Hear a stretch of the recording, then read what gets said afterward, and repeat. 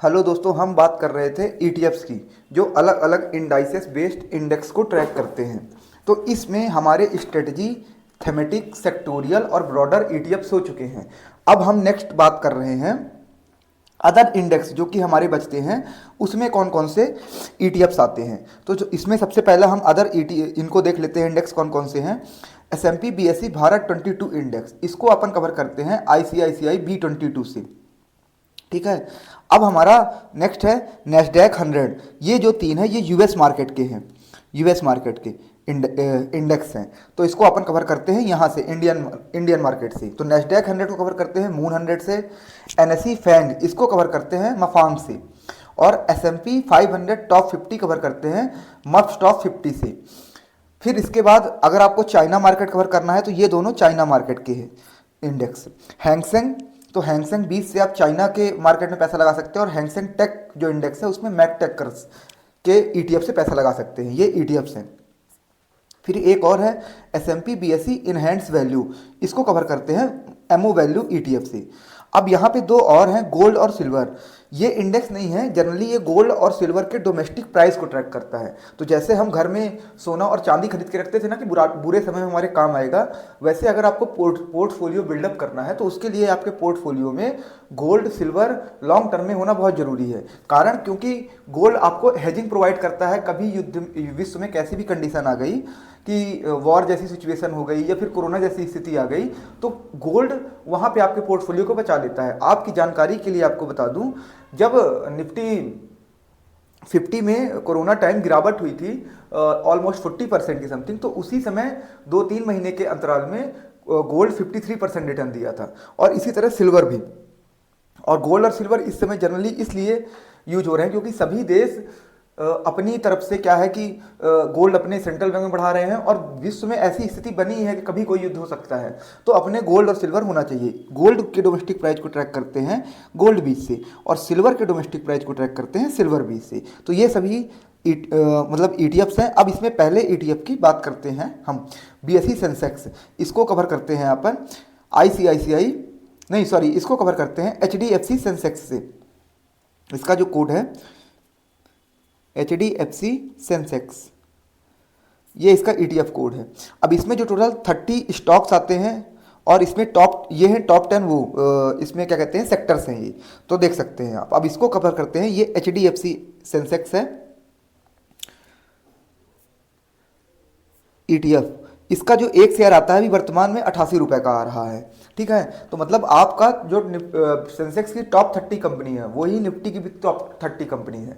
Nifty 50 एक index हो गया, इस तरह निफ्टी 30 इसको मान सकते हैं आप, वही कंपनी है।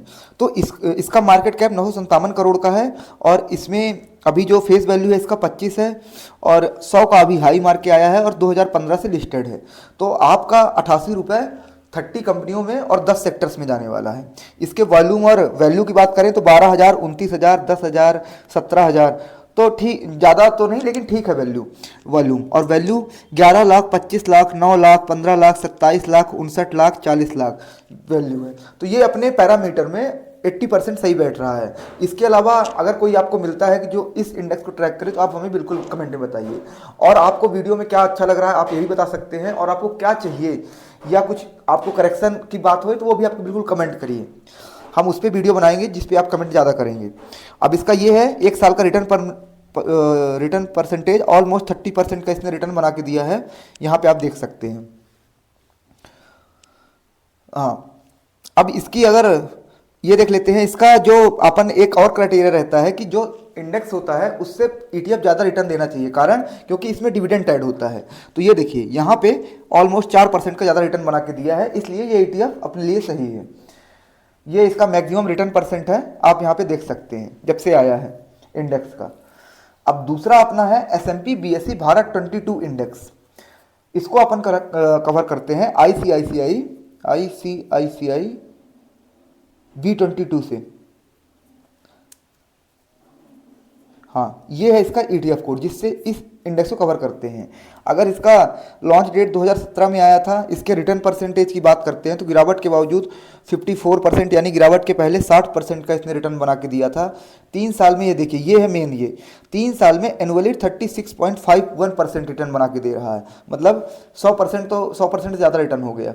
5 साल में 25.75% एनुअली और 10 साल में 14.90% एनुअली रिटर्न बना के दिया है।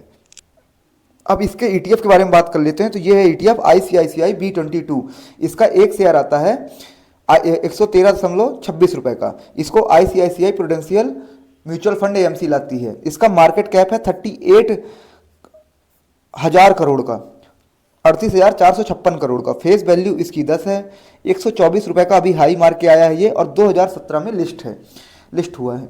इसके वॉल्यूम की बात करते हैं तो 1 लाख, 6 लाख, 6 लाख, 7 लाख, 5 लाख, 6 लाख, 5 लाख, 13 लाख, तो अच्छा वॉल्यूम है इसमें। वैल्यू की अगर बात करें तो 1 करोड़, 7 करोड़, 7 करोड़, 8 करोड़, 6 करोड़, 7 करोड़, 6 करोड़, 14 करोड़, तो अच्छी खासी वैल्यू है। तो ये अपने सभी पैरामीटर में सही बैठ रहा है। ये इसका 1 साल का आप यहाँ पे रिटर्न देख सकते हैं, गिरावट के बावजूद 53% का। 5 साल में इसका रिटर्न देख सकते हैं, ऑलमोस्ट 214% रिटर्न बना के दिया है। तो ये अपन इस इंडेक्स को कवर करेंगे ICICI B22 से। किसको? S&P BSE Bharat 22 index. इसको S&P US का और BSE भारत का दोनों ने मिलकर लॉन्च किया है। अब इसके बाद देखते हैं next S&P BSE enhanced value index. इसको अपन कवर करते हैं एमओ वैल्यू से। एमओ वैल्यू इसका ETF कोड है। इसका अगर रिटर्न परसेंटेज की बात करते हैं तो गिरावट के बावजूद 63% का रिटर्न, मतलब गिरावट के पहले इसने 72% का रिटर्न बना के दिया है। 3 साल में इसने 35.17% एनुअली बना के दिया है, और 5 साल में ये है main 35.26% annually. Can you believe? मतलब इतना रिटर्न अगर एनुअली बन जाए तो आपका तो 180% 5 साल में रिटर्न बन गया, और 10 साल में 15.80% रिटर्न बना के दिया है। अब अगर इसके अपन ETF की थोड़ी बात करते हैं तो एमओ वैल्यू है इसका, एक अभी जो शेयर आता है 100 रुपये का आता है। इसका जो मार्केट कैप है 136 करोड़ का है, और फेस वैल्यू इसकी 10 है, और इसको डेट ऑफ लिस्ट इसकी लिस्टिंग है 2022 में, ठीक है। और 114 का भी ये हाई मार्क के आया है। अब इसके वॉल्यूम और वैल्यू की बात करते हैं तो 95,000, 61,000, 52,000, 86,000, 87,000, 1,20,000, 1,51,000, तो अच्छा खासा वॉल्यूम है। वैल्यू की बात करते हैं तो 95 लाख, 62 लाख, 52 लाख, 86 लाख, 87 लाख, 1 करोड़ 16 लाख, 1 करोड़ 44 लाख, 1 करोड़ और 1 करोड़, अच्छा खासा वैल्यू है। आप इसके 5 साल का रिटर्न देख सकते हैं, क्योंकि अभी आया ही जनवरी 2023 में, तो 5 साल दिखाएगा नहीं। 1 साल का रिटर्न है गिरावट के पहले 50% के समथिंग रिटर्न बना के दिया है, गिरावट के बाद 44% में अभी है। तो ये इसका अभी है, क्योंकि जनवरी पूरा भी इसको 1 साल हुआ भी नहीं। इसका 1 साल का रिटर्न 72% है, यहाँ पे देख सकते हैं ऑलमोस्ट। जनवरी में तो आया था ये। तो अब ये हो गया। अब अपन थोड़ा US मार्केट की बात कर लेते हैं कि US मार्केट को अपन कैसे कवर कर सकते हैं। तो US मार्केट के लिए अपने यहाँ मेनली 3 इंडेक्स हैं, 3 इंडेक्स हैं जिनको ETF ट्रैक करते हैं। तो पहला है नैस्डैक इंडेक्स। इसके बारे में तो पहले ही हम इंडेक्स का ऑलरेडी वीडियो बना चुके हैं, तो आप वहाँ जाके विजिट कर सकते हैं। प्रॉपर सब में प्लेलिस्ट के अनुसार बना हुआ है, हिस्ट्री भी बनी हुई है, तो आप अच्छे से आपको समझ में आएगा वहाँ पे। अब यहाँ पे देख सकते हैं तो टॉप 10 कंपनीज हैं जो इसकी वेटेज के हिसाब से ये हैं। एप्पल है, माइक्रोसॉफ्ट है, एनवीडिया है। फिर इसके बाद ये है टोटल उसके मतलब सेक्टर्स हैं। सबसे ज़्यादा टेक्नोलॉजी का है, फिर टेली कम्युनिकेशन का है, इसको देख सकते हैं। 3 साल में इसका रिटर्न परसेंटेज आप देख सकते हैं 40% एनुअली बना के दिया है, और 5 साल में इसका परसेंट इतना है, सॉरी 3 साल में टोटल परसेंट इसका था इतना, 5 साल में इसने इतना परसेंट 169% बना के दिया है, और लास्ट 10 साल में 447%, ऑलमोस्ट 450% रिटर्न बना के दिया है ये। तो टॉप 10 कंपनीज हैं। अब ये है अपना मून 100 ETF, जिससे अपने को इसको कवर करना है। मोतीलाल ओसवाल AMC इसको लाती है। इसका एक शेयर है 175 रुपये का। मार्केट कैप देख लीजिए 8,913 करोड़ रुपए का है। डिलीवरी भी अच्छी खासी उठती है। फेस वैल्यू 1 है। 170 रुपये का भी हाई मार्क के आया है, और लिस्ट किया गया था इसको 2011 में। तो ये इसके थोड़े कुछ फीचर्स हैं। वॉल्यूम की बात करते हैं तो 5 लाख, 4 लाख, 7 लाख, 7 लाख, 4 लाख, 7 लाख, तो अच्छी खासी वॉल्यूम है। वैल्यू की बात करते हैं तो 9 करोड़, 7 करोड़, 13 करोड़, 12 करोड़, 7 करोड़, 12 करोड़, तो अच्छी खासी वैल्यू भी है इसमें। ये नैस्डैक 100 है। इसका 1 साल का रिटर्न 32% है गिरावट के बावजूद भी। अब इसके ये देख लेते हैं कि ये जो ETF है ये अपने उससे ज़्यादा रिटर्न बना के देता है कि नहीं देता इंडेक्स से? ये देखिए बिल्कुल ऑलमोस्ट 3% 2% का ज़्यादा रिटर्न बना के दे रहा है, जिसके इसका कारण क्या है? डिविडेंड है।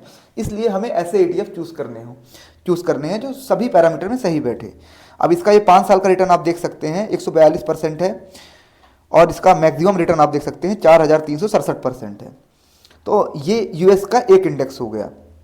अब नेक्स्ट इंडेक्स की बात करते हैं तो NSE FANG इंडेक्स, ये भी यूएस का एक